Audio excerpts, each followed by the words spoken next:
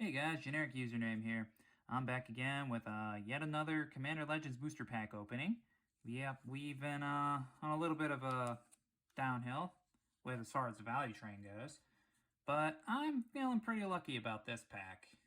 I don't know why, but I just am.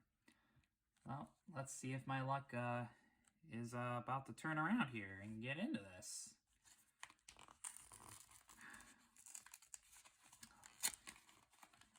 Yep. All right. Get rid of the cardboard.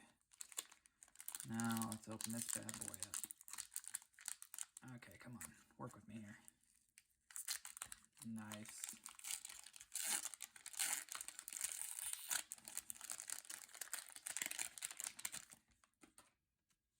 Yep, that was pretty easy, pretty quick, not painful at all for me. All right, so the first card, we have Scholar of Stars. 3 and a blue, human artificer. When he enters battlefield, if you control an artifact, you draw a card. He's a 3/2. 3/2 for 4, and it draws you a card. That's not terrible. I'm all about bigger power creatures that let me draw cards. Alright, so the next card is Lifecrafter's Gift. 3 and a green, instant speed.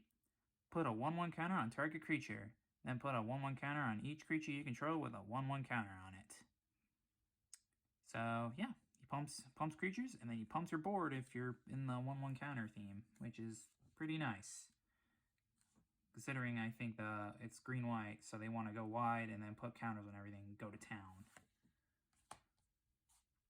Next card is Welding Sparks. 2 and a red, instant speed.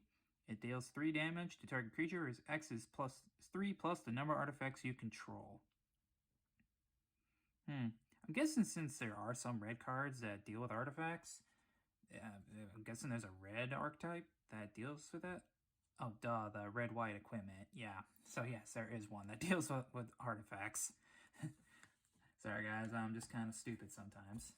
A lot of time, actually. Alright, so next card is Kitesail Skirmisher. 3 and a blue.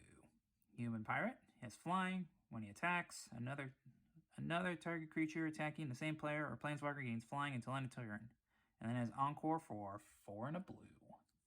And he's a 3/1. Okay, so he's aggressively powered. And he has flying, so he's already evasive, and he gives other creatures flying. That's not bad for a 4-drop. Even if he is a common. I'd play that. Alright, so the next card is Armoury of Arowas. For 2 mana. Artifact equipment. When a critical creature attacks, put a 1/1 counter on it, and then quit for 2. Yep, that's, I like that. So you can throw that on, you can throw that on any creature, and eventually they just get big enough where they'll just punch through anything. I like that. Alright, so next card, Ripscale Predator. 4 and double red. He is a dinosaur. That don't look like a dinosaur. Anyways, he has Menace. And then he's a 6/5 for 6/5 for 6 with Menace. Nice, so he's evasion, and he has power and toughness behind him. Yeah, I mean, if you need something to top your curve, he's not bad. He basically says, answer me, or I will eventually win. Unless you're stupidly wide on the board, but that's besides the point. Okay, so the next card is Sentinel Spider. 3 double green. He's a spider, obviously.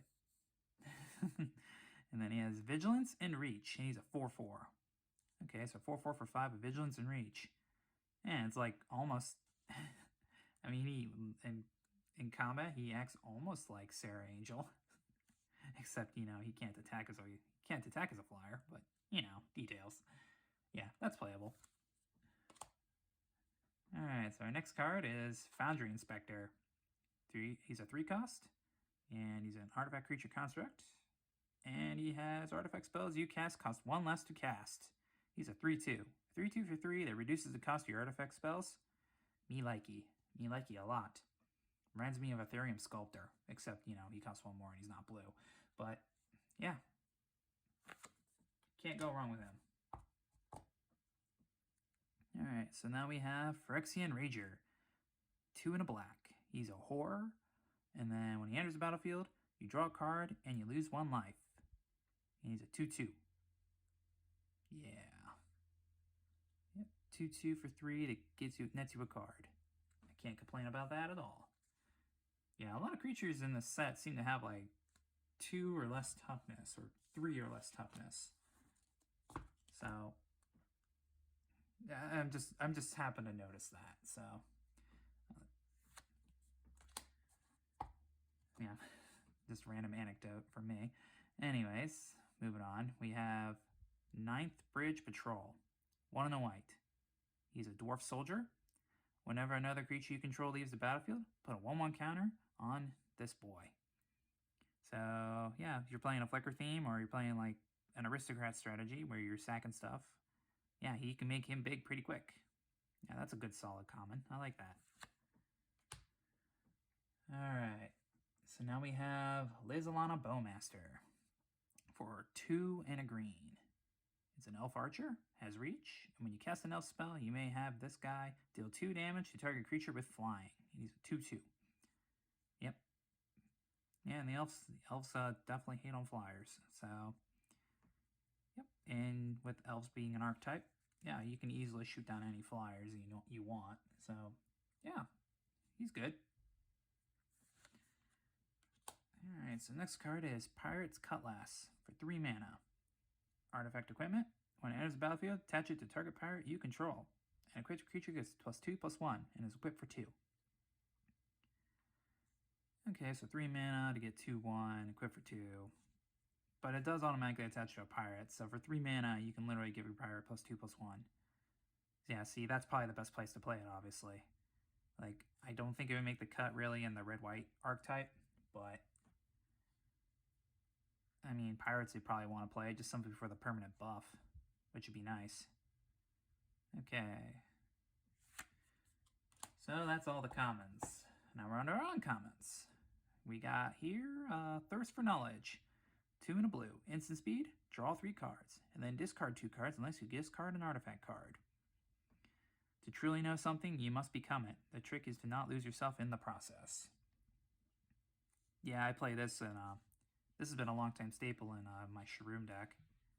Well, I guess I shouldn't say staple. It's definitely playable there. But yeah, this is I like this, especially for playing graveyard shenanigans with artifact recursion.